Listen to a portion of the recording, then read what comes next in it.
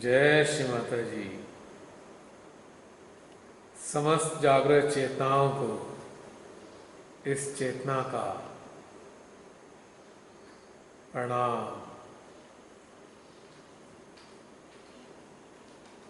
हम सब चलने जा रहे हैं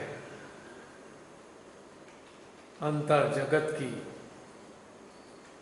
ध्यान यात्रा पर।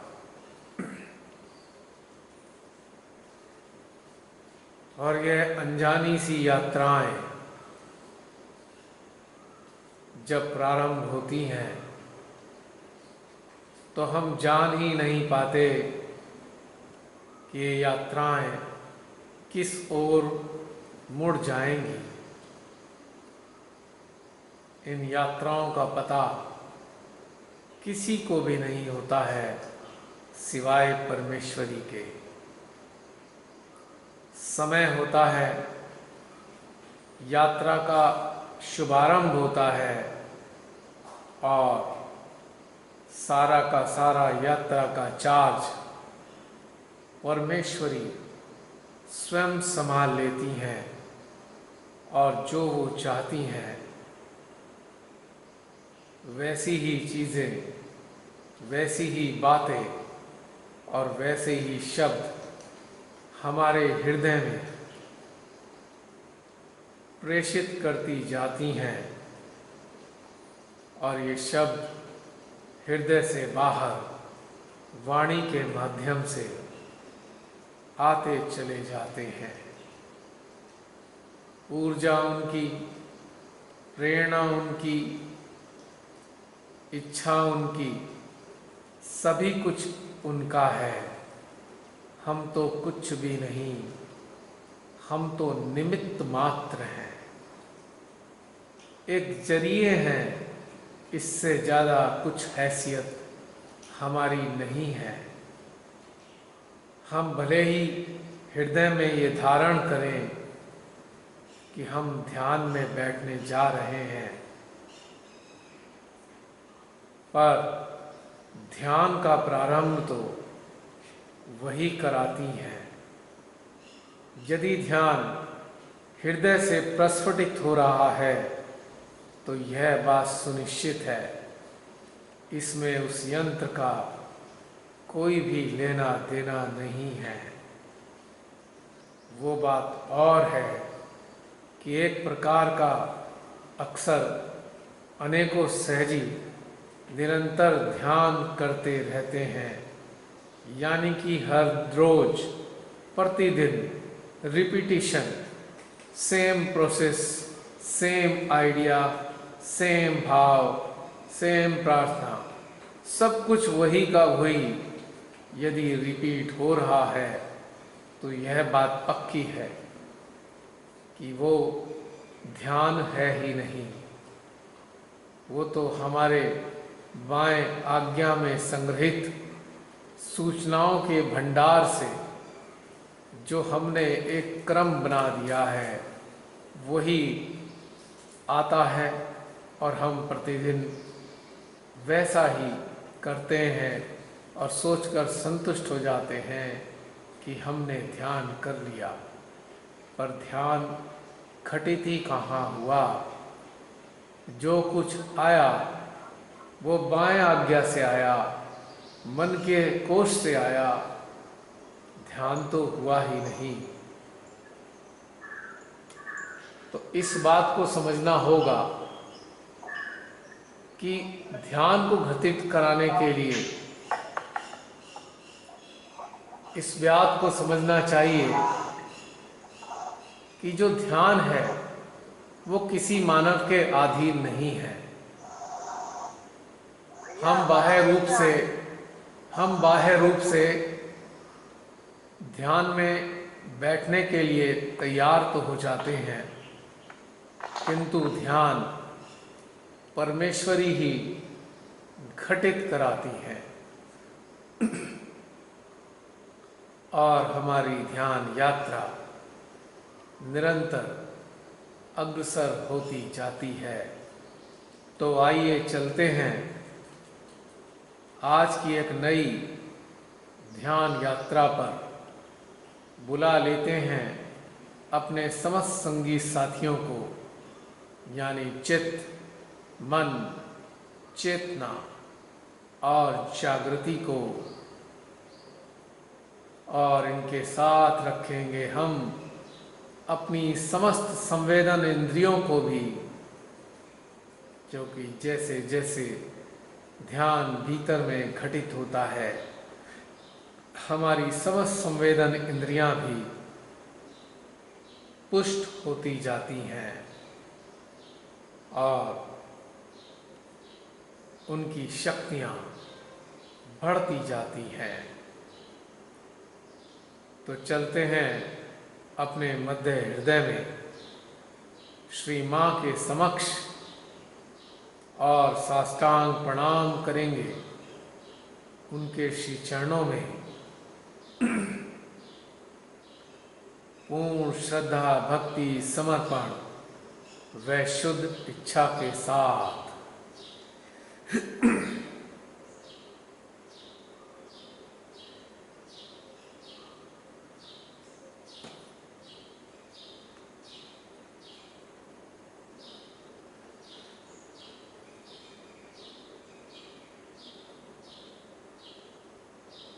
उनके श्री चरणों से आने वाले प्रसाद को अपने सहस्त्रार व मध्य हृदय में हम अनुभव करेंगे।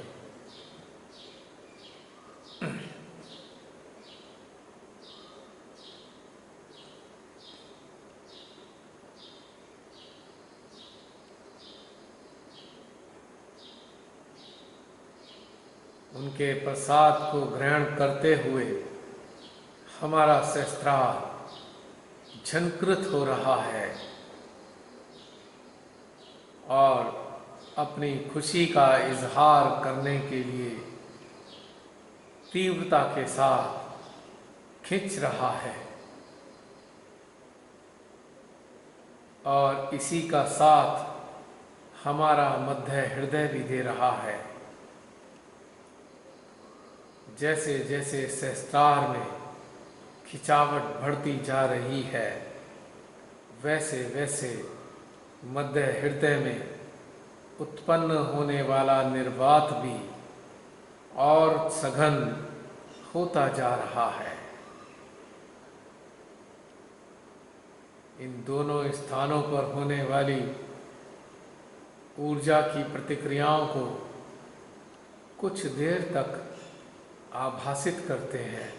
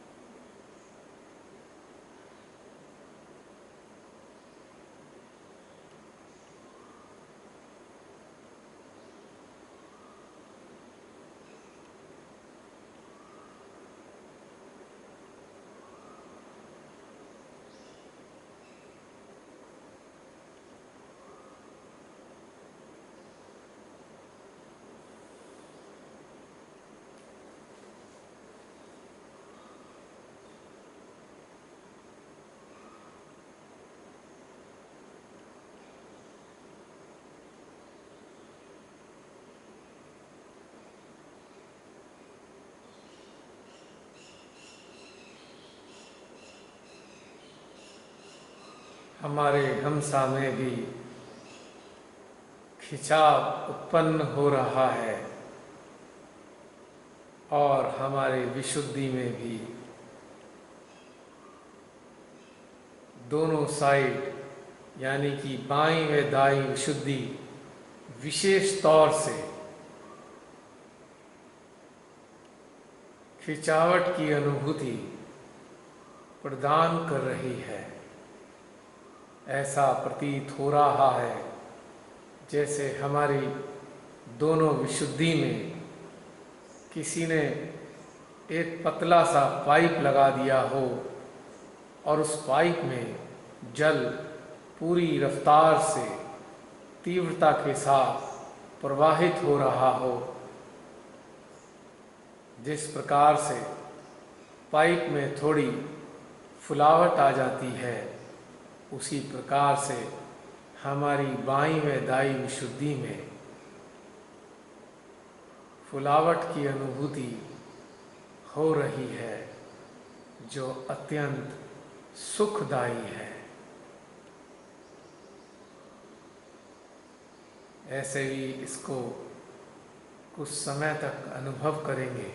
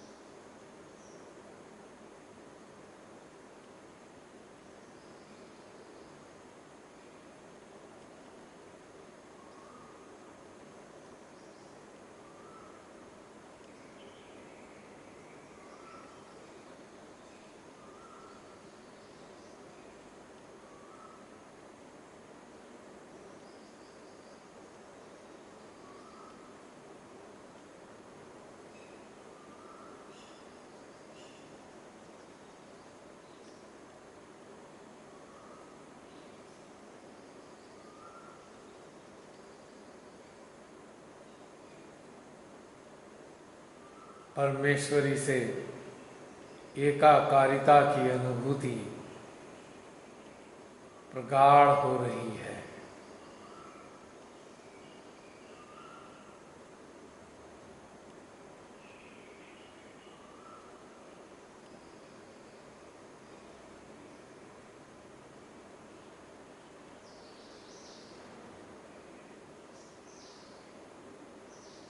हमारी चेतना में अस्तित्व विहीनता मुखर होने लग गई है।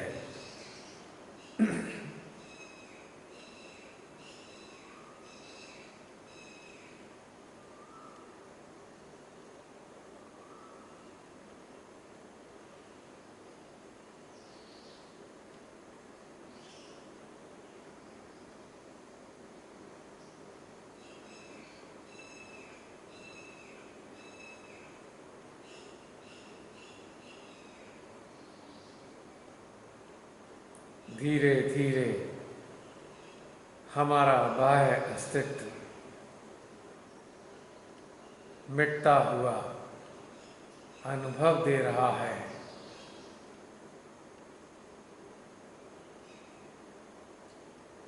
हमारी स्थूलता का लोभ घटित हो रहा है।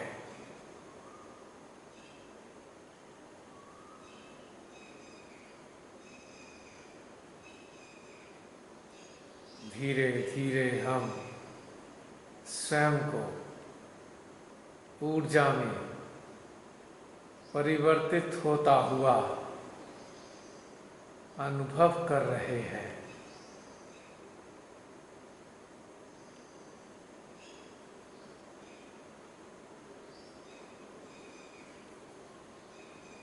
This is the conversion of our gross being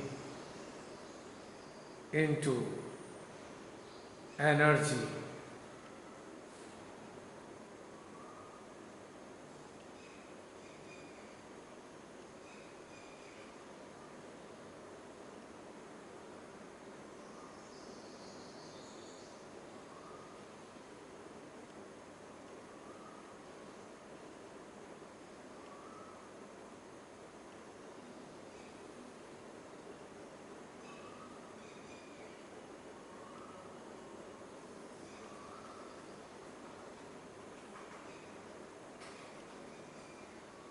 We are losing our gross existence.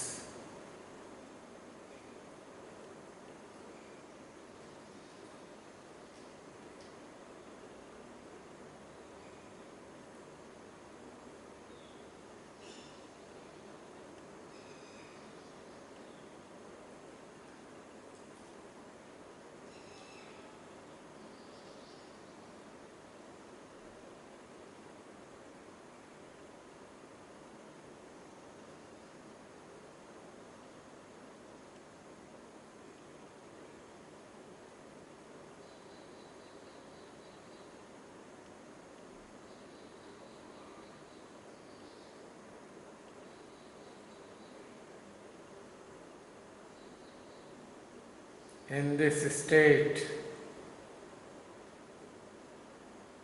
no thought is appearing on the surface of our mind.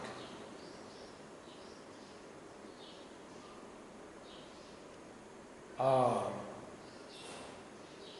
at our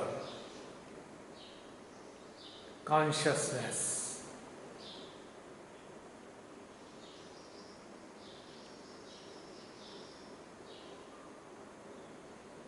Every emotion, every thought,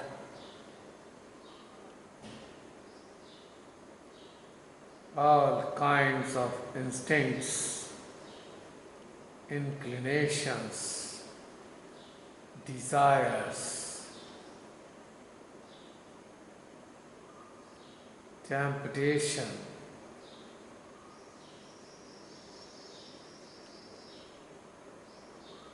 is being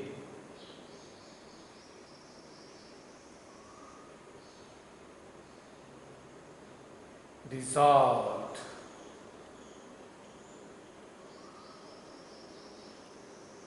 into the ocean of our heart.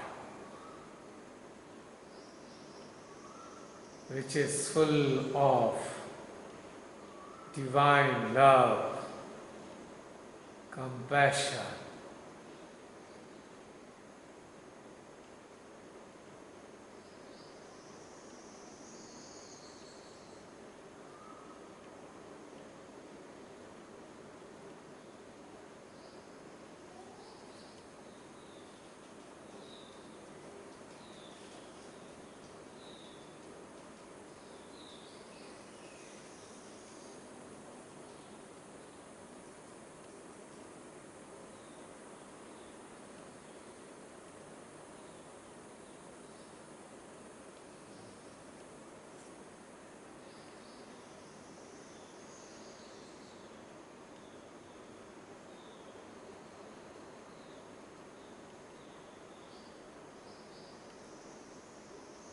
हमारा चेतन में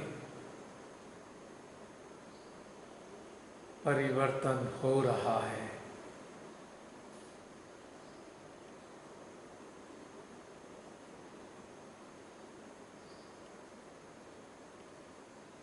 केवल दो ही चीजों का आभास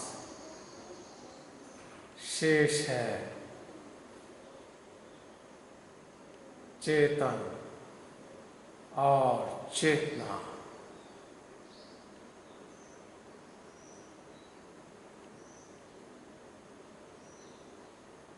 इन दोनों के भीतर हमारा चित्त भी कहीं लुप्त हो गया है।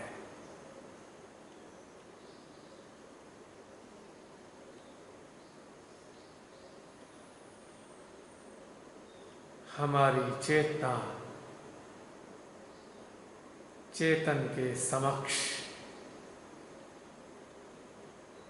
उपस्थित है।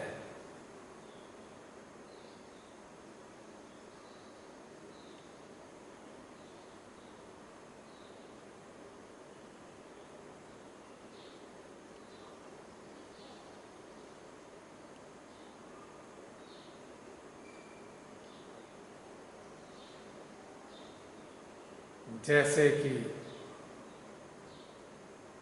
एक प्रकाश की किरण सूर्य के सम्मुख उपस्थित होती है, जो स्वयं सूर्य का ही हिस्सा होती है, और धीरे धीरे वह सूर्य की किरण उस किरण का प्रकाश सूर्य में समाता चला जाता है, और सूर्य अपनी उस किरण को अपने में समेट लेता है। ऐसी ही अनुभूति इस क्षण, इस घड़ी हमारी चेतना के भीतर घटित हो रही है। किसी भी प्रकार की पृथकता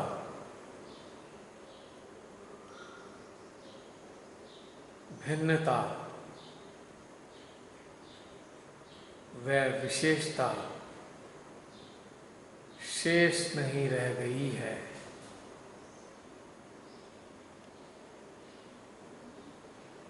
हमारा समूचा अंतःकरण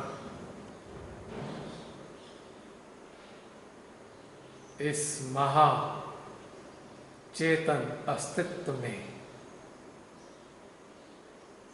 समा गया है।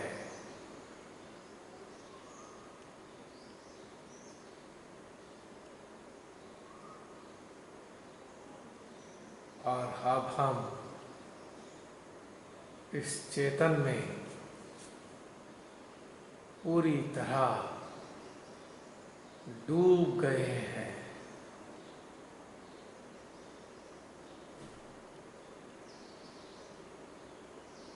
हमारी चेतना की चेतन के साथ जो एकाकारिता घटित हो रही है, कुछ देर तक हम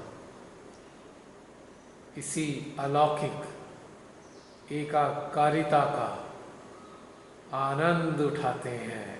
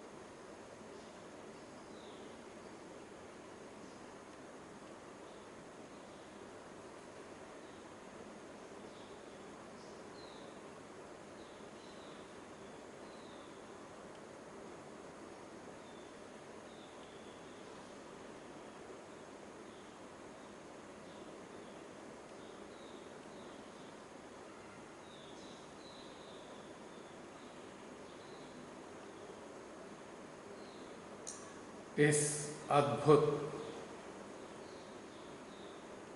एकाकारिता का आनंद लेते लेते अपनी चेतना को हम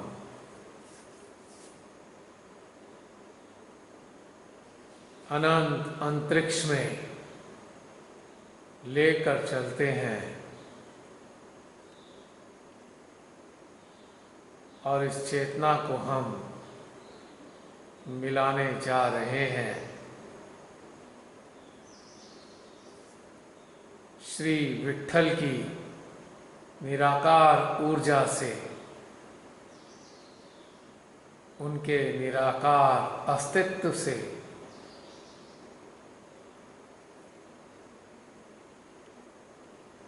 हृदय में श्री विट्ठल का स्मरण करते हुए अपनी चेतना के माध्यम से अंतरिक्ष में विचरण करने वाली उनकी निराकार शक्ति से जोड़ेंगे और अपनी चेतना को उनके निराकार अस्तित्व के साथ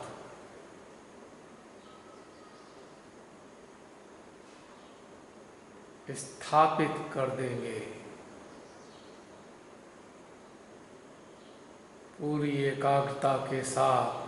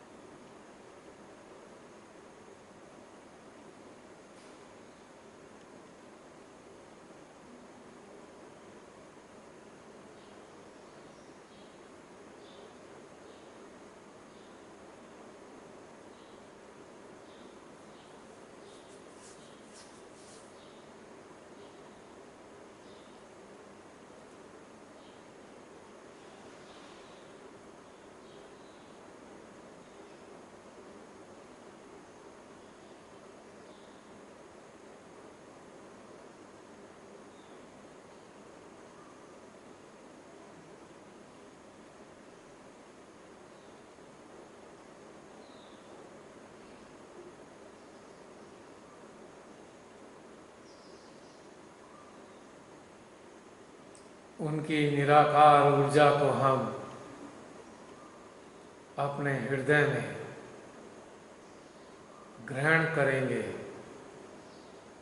अपने सहस्त्रार विशुद्धि के माध्यम से 4 पॉइंट कनेक्टिविटी हम मेंटेन करेंगे। हमारी चेतना का श्री विट्ठल के निराकार अस्तित्व के साथ होना। पॉइंट नंबर 2, उस ऊर्जा का हमारे सहस्त्रार से गुजरना और उसके बाद विशुद्धि से होते हुए हृदय रूपी सागर में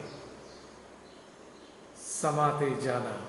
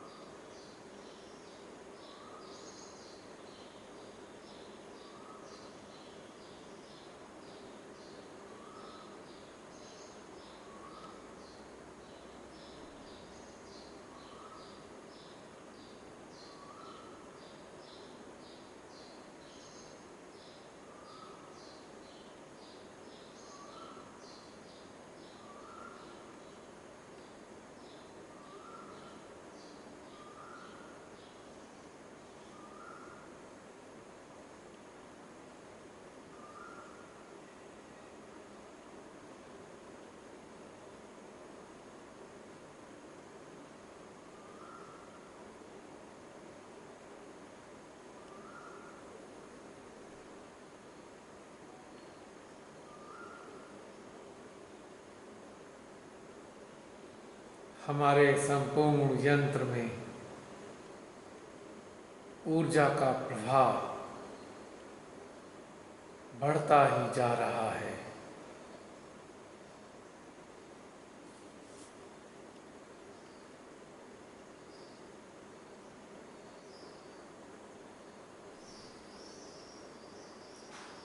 अब श्री विट्ठल के निराकार अस्तित्व से हम विनम्रता के साथ प्रार्थना करेंगे। हे श्री विट्ठल, हमारे हृदय में पधारिए। आइए श्री विट्ठल, आइए। हमारी आत्मा को, हमारी जीवात्मा को, हमारे हृदय को आपके सानिध्य की आवश्यकता है। हमारे हृदय के भीतर आइए श्री विट्ठल।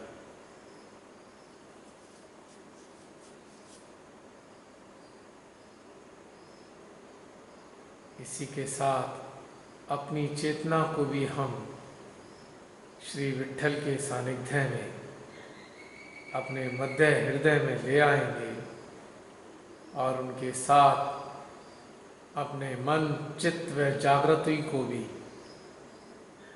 बैठा देंगे।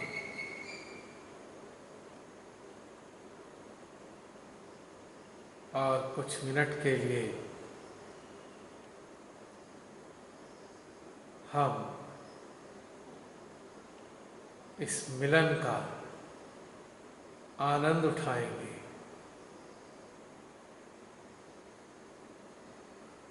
पूरा का पूरा चित्त हम केंद्रित करेंगे अपने ही मध्य हृदय में, अपनी समस्त जागृतियों के साथ।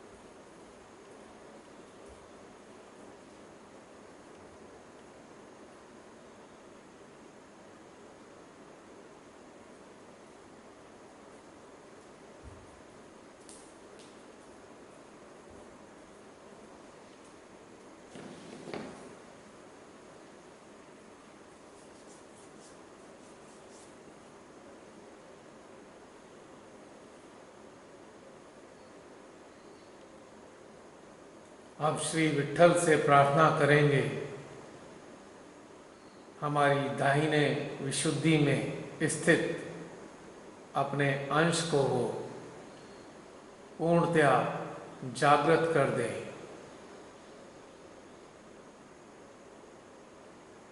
उसको पोषित करें।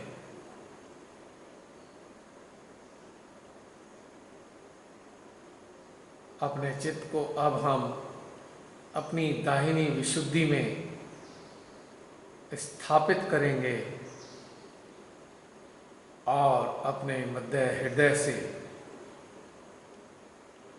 श्री विट्ठल के निराकार अस्तित्व की ऊर्जा को अपनी दाहिनी विशुद्धि में प्रवाहित करेंगे। मिनट 2 मिनट के लिए इन दोनों केंद्रों के बीच की एकाकारिता को बनाकर रखेंगे।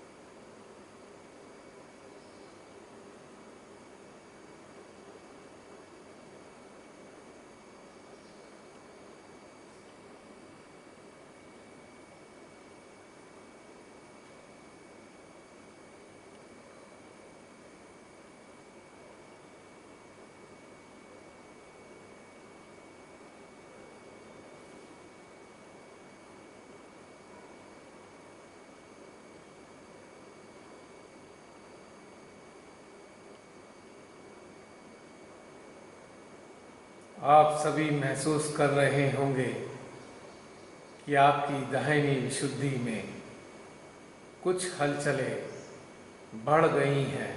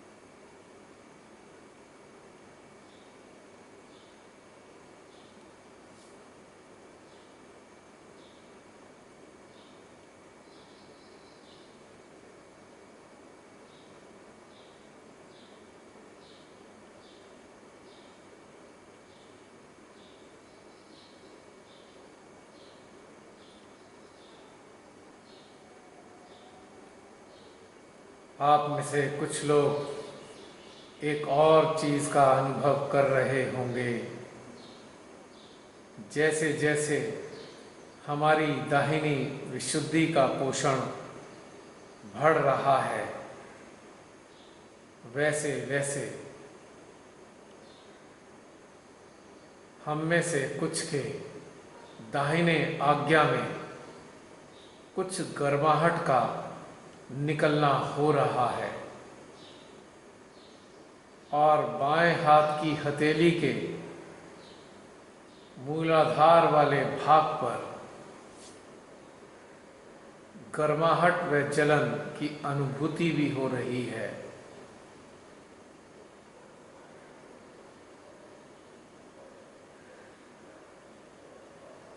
यानी कि इससे एक बात साबित होती है कि जो दाहिनी विशुद्धि में जिन लोगों की कुछ परेशानी है, उसका मूल कारण हमारा दाहिना आज्ञा भी है और बायां मूलाधार भी।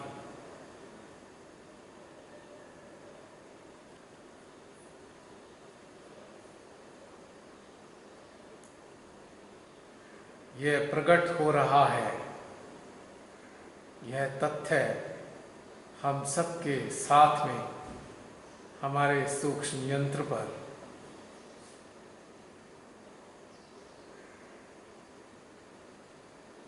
जिनकी भी दाहिने विशुद्धि बाधित होती है, उनका स्वभाव अत्यंत कर्कश होता है, कड़वा होता है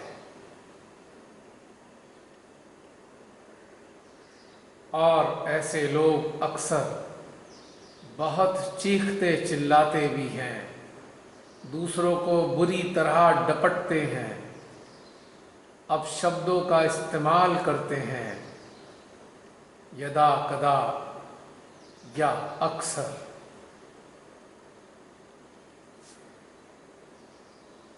और ऐसा तभी कर पाते हैं जब उनका राइट आज्ञा थोड़ा बाधित होता है। यानी कि अत्यंत कर्कश जो लोग होते हैं, कहीं ना कहीं उनके अस्तित्व पर अहंकार का राज चलता है।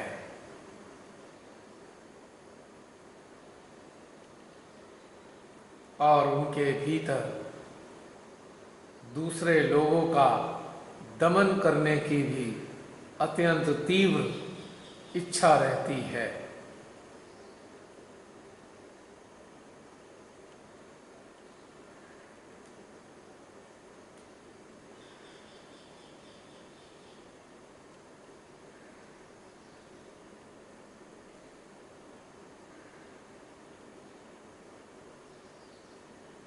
इसी के कारण उनका दाहिना आज्ञा भी प्रभावित होता है।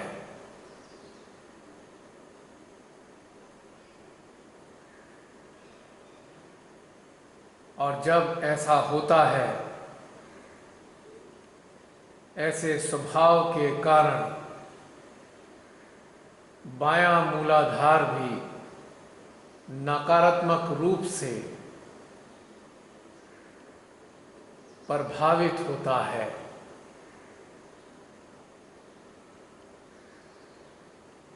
इसी कारण से जब हम दाहिनी विशुद्धि पर कार्य कर रहे होते हैं, तो इसके साथ जुड़े हुए मुख्य केंद्र भी प्रभावित होते हैं और वे भी अपनी अपनी स्थिति को प्रकट करना प्रारंभ कर देते हैं। वैसे यह सब इस क्षण अच्छे के लिए ही हो रहा है।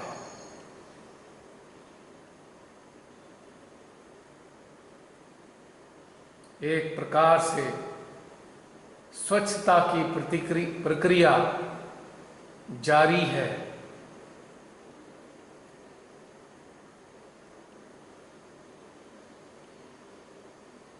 शुद्धिकरण का घटनाक्रम चल रहा है।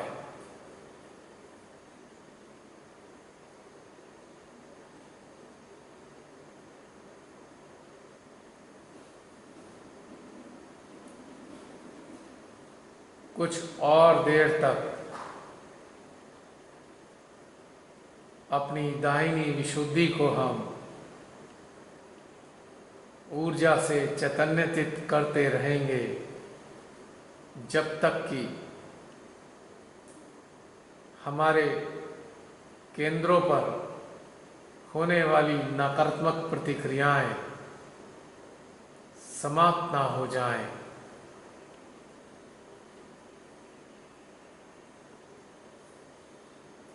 एक और रोचक तथ्य इन केंद्रों के साथ प्रकट हो रहा है और वो है बाईं विशुद्धि में पकड़ का होना। बाएं हाथ की विशुद्धि की उंगली में तीव्र जलन व चुभन हो रही है।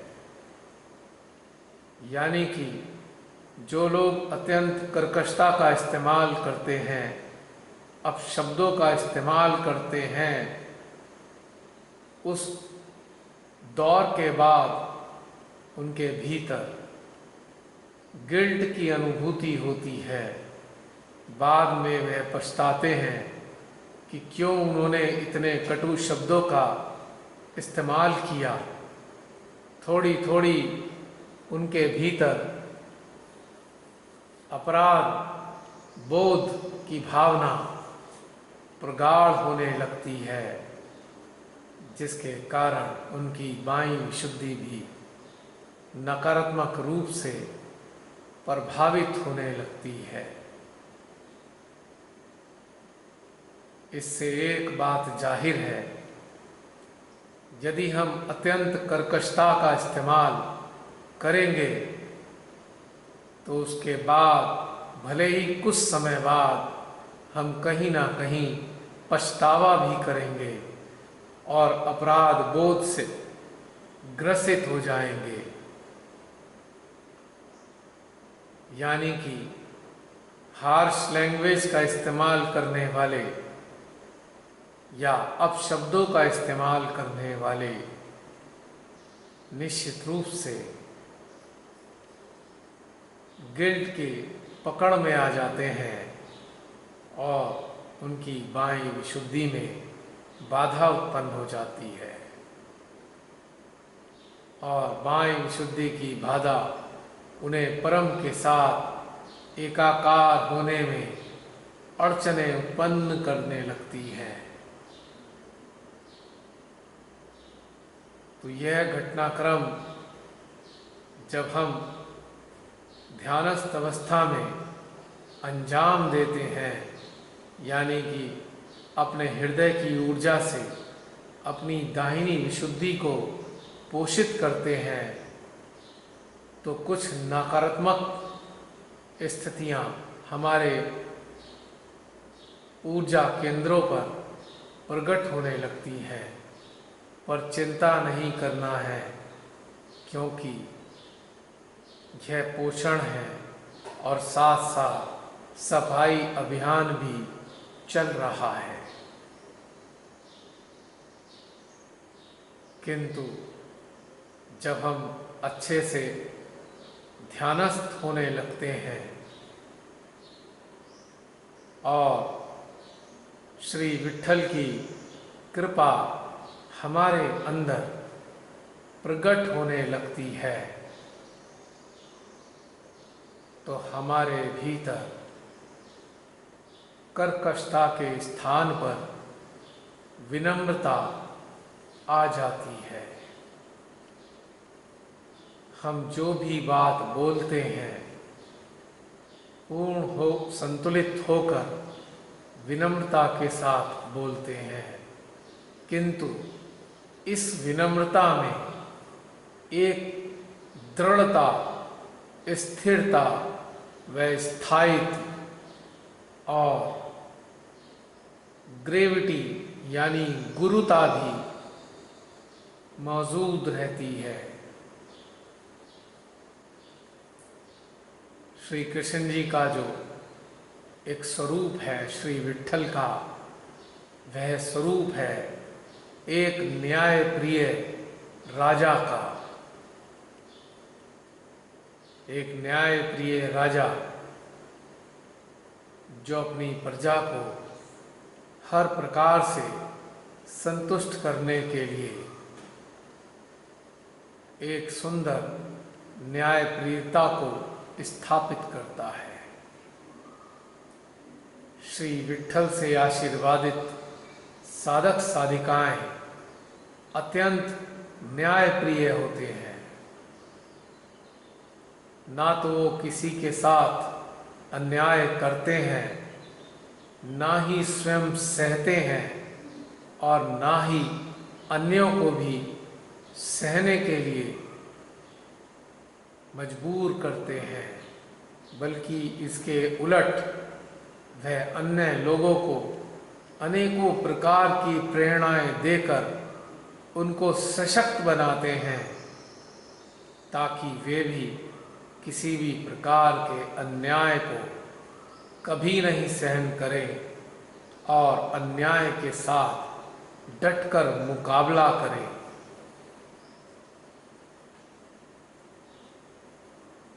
उनकी विशेषता से आच्छादित साधक साधिकाएं अत्यंत सम्माननीय होते हैं।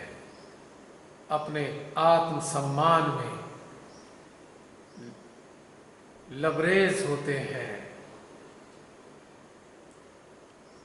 और उनके भीतर स्वाभिमान दैदीप्यमान होता रहता है। श्री विट्ठल पर्याय हैं स्वाभिमान के, आत्मसम्मान के, आत्म प्रेम के, आत्मनिष्ठा के, आत्मपरायणता के, आत्मबोध के और न्यायप्रियता के।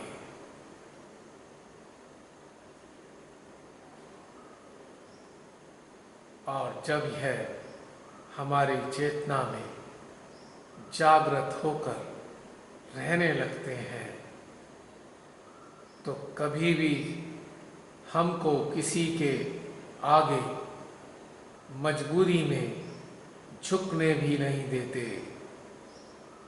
यानी कि ऐसे साधक साधिकाओं को किसी भी प्रकार के दबाव में झुकाया नहीं जा सकता।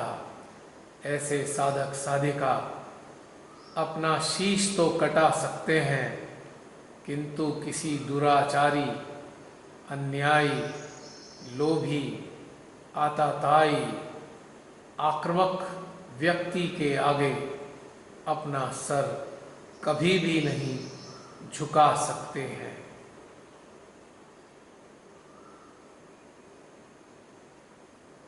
श्री विट्ठल से प्रभावित साधक साधिकाओं का स्वभाव एकदम राजसिक होता है। वह कभी भी कंजूस नहीं हो सकते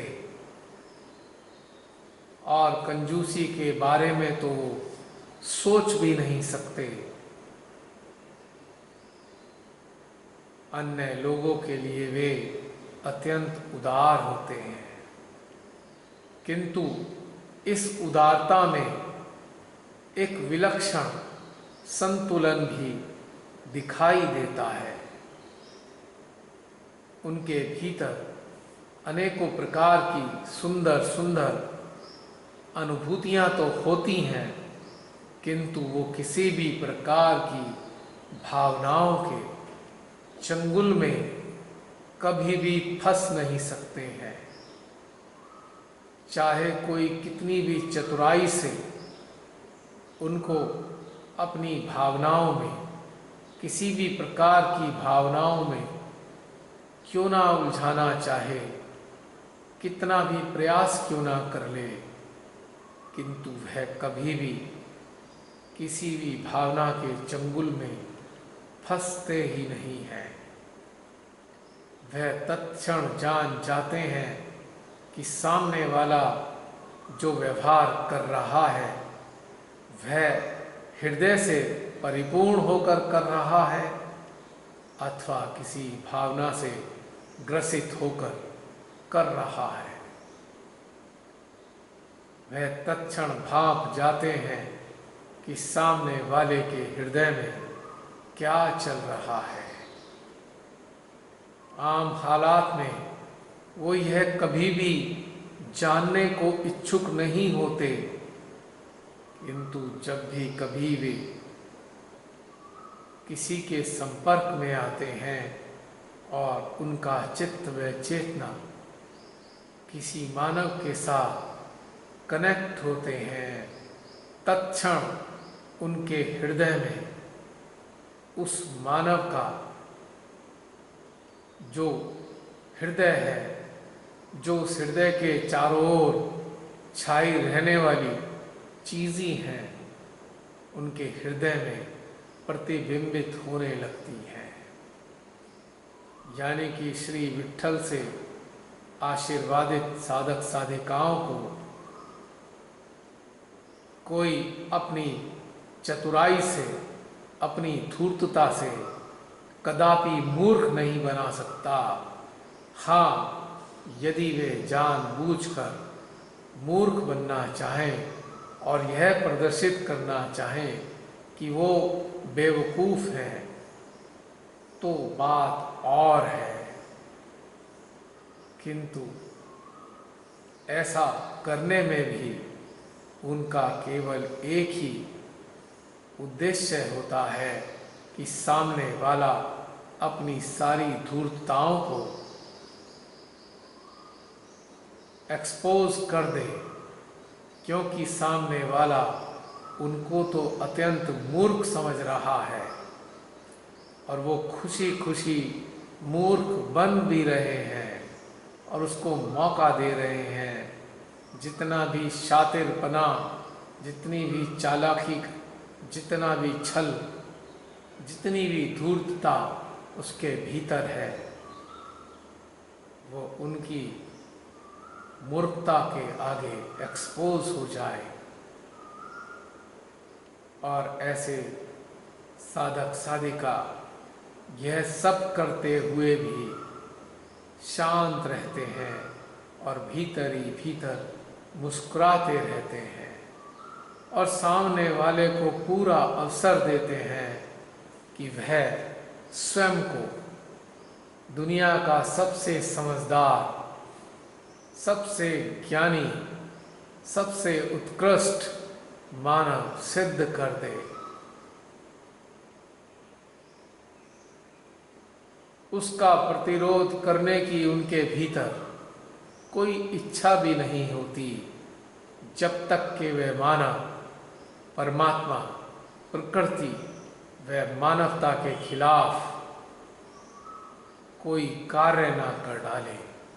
तब तक श्री विट्ठल से, श्री विट्ठल की विशेषताओं से युक्त साधक साधिकाएं तब तक शांत रहते हैं। और जैसे ही वो ये सीमाएं क्रॉस करते हैं तो श्री विट्ठल से प्रभावित, उनकी विशेषताओं से आच्छादित साधिक साधिकाओं की हृदय में ज्वालाएं धधकने लगती हैं और उनके भीतर से ऐसी तीव्र ऊर्जा प्रवाहित होने लगती है कि सामने वाला जो अपनी चतुराई से मूर्ख बनाने का प्रयास कर रहा था, जो प्रकृति, परमात्मा व मानवता का हनन कर रहा था, उसका दिल कांप उठता है, उसके भीतर डर समा जाता है और वह भीतर ही भीतर थर थर कांपने लगता है और तुरंत ही उनके सामने से भाग जाता है। उनके भीतर की ज्वालाओं को वह सहन ही नहीं कर पाता, भले ही वो एक शब्द भी अपने मुंह से ना निकाले। उनके भीतर की शक्तियां ही यह सारा कार्य कर डालती हैं, क्योंकि श्री विट्ठल संसार में न्याय को स्थापित करने के लिए ही अवतरित हुए हैं। जितने भी अनाचारी, अन्याय, दुष्ट, नराधम लोग हैं, उन सबको ये विट्ठल कठोर से कठोर दंड देते हैं और उनकी दंड की प्रक्रिया भी अत्यंत विलक्षण होती है। ऐसे साधक साधिकाओं का चित्त भी यदि किन्हीं दुराचारियों, दोषियों पर चला जाएगा, उनके भीतर खौफ उत्पन्न होने लगेगा और वह धीरे धीरे भीतर ही भीतर कमजोर होने लग जाएंगे। यही खासियत है श्री विट्ठल की। उनकी शक्तियां अक्सर अत्यंत रौद्र रूप धारण कर लेती हैं और अन्याय करने वाले के हृदय में तीव्र डर उत्पन्न कर देती हैं।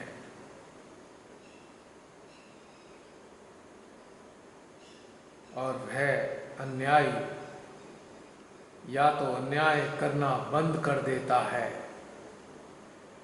या भाग जाता है। यदि फिर भी वह बाज नहीं आता तो श्री विट्ठल की शक्तियां उसके अस्तित्व को मिटाने में लग जाती हैं। यानी कि श्री विट्ठल के साथ अनेकों ऐसी शक्तियां सक्रिय हो जाती हैं जो उस दुष्ट मानव को किसी न किसी कारण से बिल्कुल नगण्य कर देती है।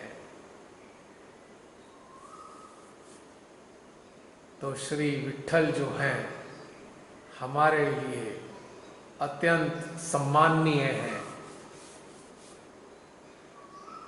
हम सबको अपने भीतर के श्री विट्ठल को अवश्य जागृत करना चाहिए। यह विट्ठल हमारे हृदय में अनेकों प्रकार की प्रेरणाएं देके हमको भटकने से बचाते भी हैं। यदि किसी भी प्रकार की नकारात्मक भावना के वशीभूत होकर हम कोई जाने अनजाने में अनर्थ करने चल जाते हैं तो श्री विट्ठल तुरंत सक्रिय होकर हमारे हृदय के माध्यम से हमें रोकने का प्रयास करते हैं।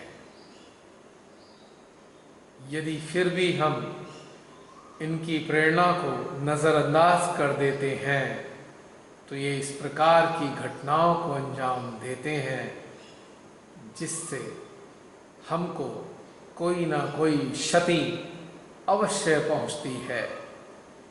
चाहे हमें चोट लग जाए, चाहे हमारा किसी हमसे शक्तिशाली से वाद विवाद हो जाए, झगड़ा हो जाए या हमें धन हानि हो जाए, ताकि हमें ये समझ आ जाए कि हम गलत कर रहे हैं। अपने मध्य हृदय में स्थित श्री विट्ठल के साकार अस्तित्व को अपने अंतःकरण में अनुभव करते हुए श्री विट्ठल से विनम्रता के साथ प्रेम पूर्वक प्रार्थना करेंगे। हे श्री विट्ठल, सदा हमारे हृदय में अपनी उपस्थिति बनाए रखिए।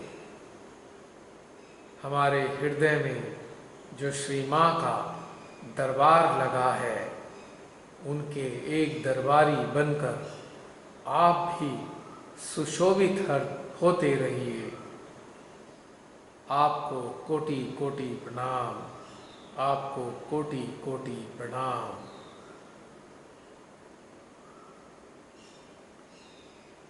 इसी अभिवादन के साथ 2-3 मिनट तक हम श्री विट्ठल को अपने अंतःकरण में अनुभव करेंगे और साथ ही उनके केंद्र पर भी दृष्टि डाले रखेंगे और अनुभव करते रहेंगे कि श्री विट्ठल के निराकार अस्तित्व के साथ एकाकार होने पर उनके अंश वाले स्थान पर किस प्रकार की प्रक्रिया या अनुभव घटित हो रहा है।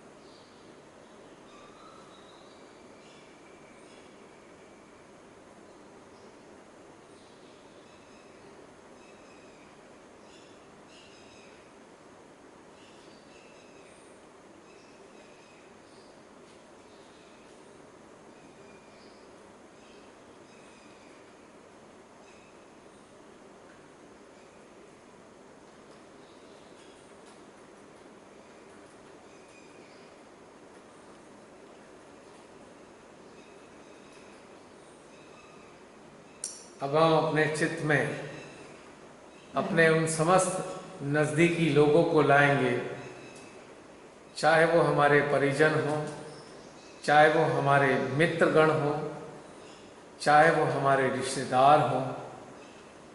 ऐसे सभी कड़वी जुबान बोलने वाले, अपशब्दों का उपयोग करने वाले, गाली गलौज करने वाले,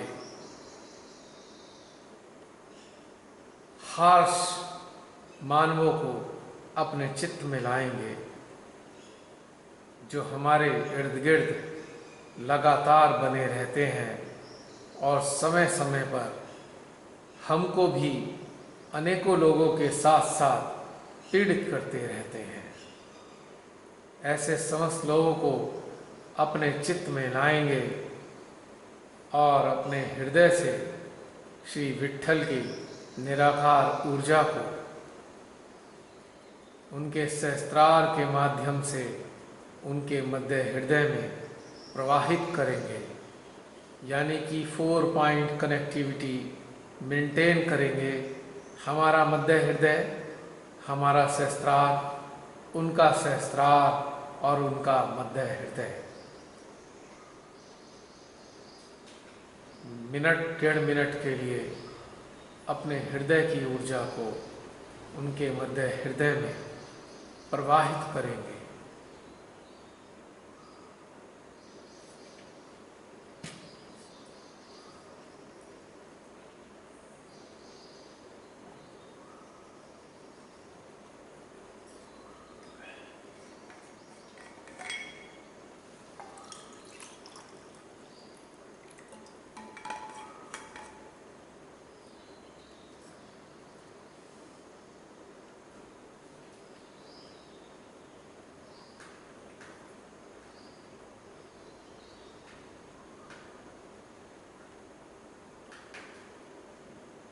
इसके बाद उनके दाहिने हृदय में भी हम इस ऊर्जा को चैनलाइज करेंगे।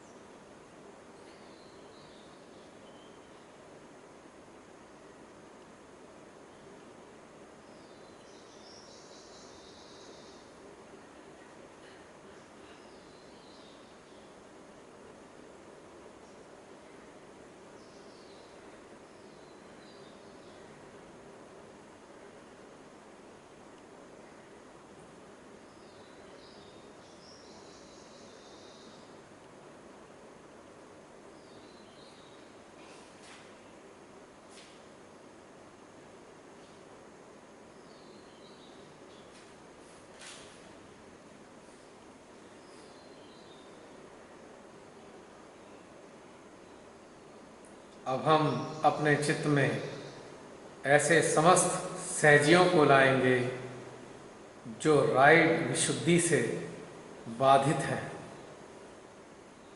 यही प्रक्रिया उनके भीतर भी करेंगे। सबसे पहले उनके मध्य हृदय को पोषित करेंगे मिनट 1.5 मिनट के लिए।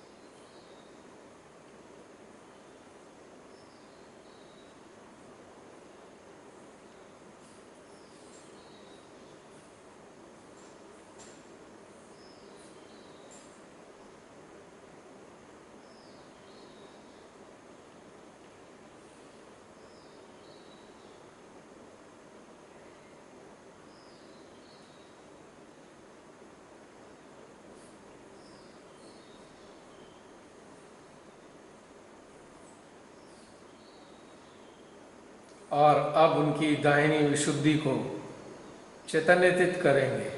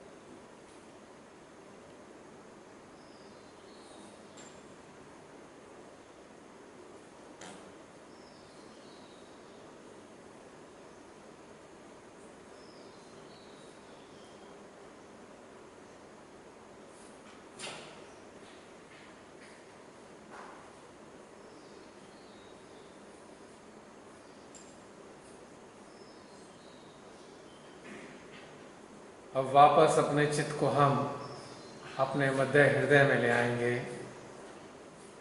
और श्री विट्ठल की निराकार ऊर्जा को अपने भीतर में अनुभव करते हुए उनके साकार अस्तित्व निराकार अस्तित्व को अपने रोम रोम में अनुभव करेंगे।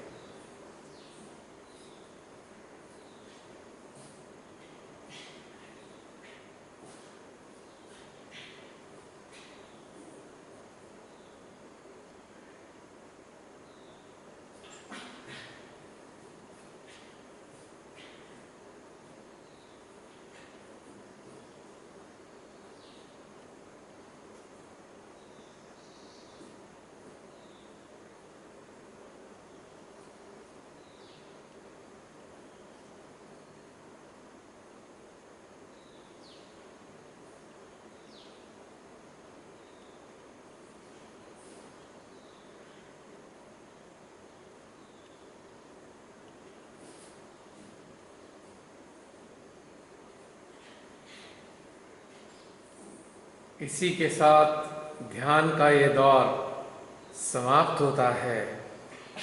जय श्री माता जी।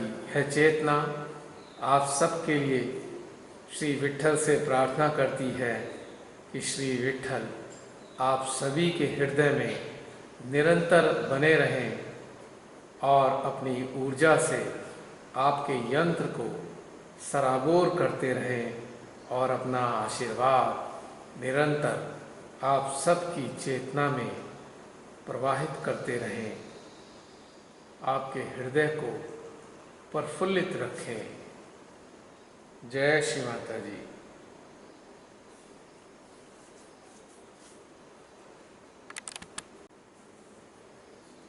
जय श्री माता जी। जय श्री माता जी। लगता है सभी ध्यान की गहराइयों में खो गए। जय श्री माता जी। जय श्री माता जी।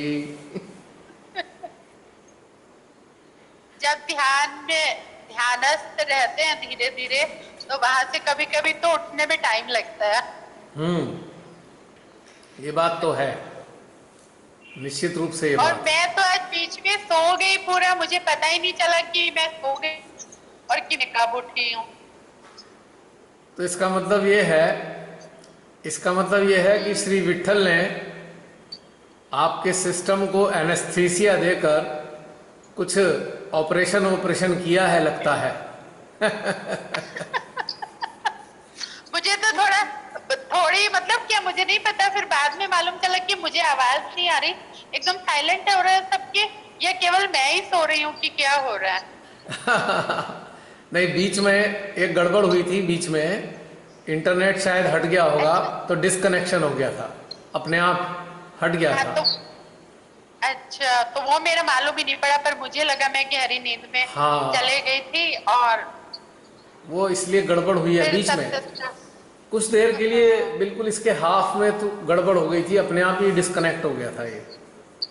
ओके। मुझको मुझको भी पता नहीं लगा, बाद में अचानक अंदर से प्रेरणा हुई, देखा मैंने, अरे ये तो कटा हुआ है। क्योंकि आंखें बंद मेरी भी होती हैं, मेरी भी आंखें बंद होती हैं, तो पता तो चलता ही नहीं। हाँ वही वही। आपको आपको मैंने एसएमएस किया, मैंने आपके हार्ट में आके मैसेज किया कि प्लीज लॉग इन करिए, लॉग करिए। ओके, तो तुम्हारा एसएमएस मिला था मुझे हार्ट में। ओके। वास्तव में मेरी तो आंखें बंद थी, कट गया। जय श्री माता जी। आज की ध्यान की शुरुआत जैसे मध्य हृदय से किया और उसकी कनेक्टिविटी सहस्रार पर से रिसीव होता हुआ मध्य हृदय में फील किया, तो दोनों जगह वाइब्रेशंस के बहुत अच्छे महसूस हो रहे थे वाइब्रेशंस। और धीरे धीरे धीरे जब अस्तित्व विलीनता की स्थिति प्रकट हो चुकी थी, जैसे लगा ध्यान में तो बैठा हुआ हूँ, लेकिन ऊर्जा का गोला जो है वो अपने शरीर पे फील कर रहा था, पूरा पूरा अंडाकार रूप में। लगा कि एकदम ध्यान सच चुका है, बिल्कुल वाइब्रेशंस से वो निकल रहे थे, ऐसी स्थिति को मैंने फील किया। जब जब 4 पॉइंट कनेक्टिविटी की स्थिति अंतरिक्ष, सहस्रार, विशुद्धि और मध्य हृदय पर रखा, तो कुछ देर के पश्चात ऐसा फील हुआ कि वो जो अंडाकार स्थिति जो फील कर रहा था, तो वो स्थिति गायब हो गई और लगा कि उसके पश्चात कुछ मौन घटित हो गया है पूरे चारों ओर। बिल्कुल मन सद गया, बोलने का मन नहीं, बिल्कुल ऐसी स्थिति लगा कि मेरे चारों ओर केवल मौन ही मौन। और भीतर में जैसे ही ये फील हुआ, वैसे ही भीतर में मेरे हृदय में कस के खिंचाव शुरू हो गया। दूसरी चीज़ें ये अनुभूति मेरे को महसूस हुई। और तीसरी चीज़, जैसे ध्यान आगे बढ़ता चला गया, वैसे सहस्रार पे एनर्जी बहुत अच्छी थी और लास्ट में जो है पूर्ण रूप से वो स्थिति फिर से आ गई कि अपने आप को फीलिंग जो है सहस्रार, मध्य हृदय और शरीर के अन्य प्रत्यंगों में ऊर्जा की स्थिति महसूस हुई। जय श्री माता जी। श्री माता जी भैया, आज का ध्यान जब शुरू हुआ, बहुत ही एनर्जी का फ्लो था, जैसे शून्य की अवस्था बन जाती है, ऐसा ध्यान हो रहा था। और विट्ठल रुक्मिणी पर भी बहुत ही अच्छी फीलिंग हो रही थी भैया। जय श्री माता जी भैया, सबको बहुत बहुत धन्यवाद। जय श्री माता जी भैया। आपका एक्सपीरियंस बहुत अच्छा था, अभी भी सुनते सुनते बहुत अच्छी मेडिटेटिव स्टेट हो रही थी। और आप जो फील करते हो और एक एक चीज़ जब ध्यान के बारे में आप बताते हो, जो चीज़ें घटित हुई वो साथ में होने लग जाती है। It's a very beautiful thing for sharing. Thank you so much ji Vishal.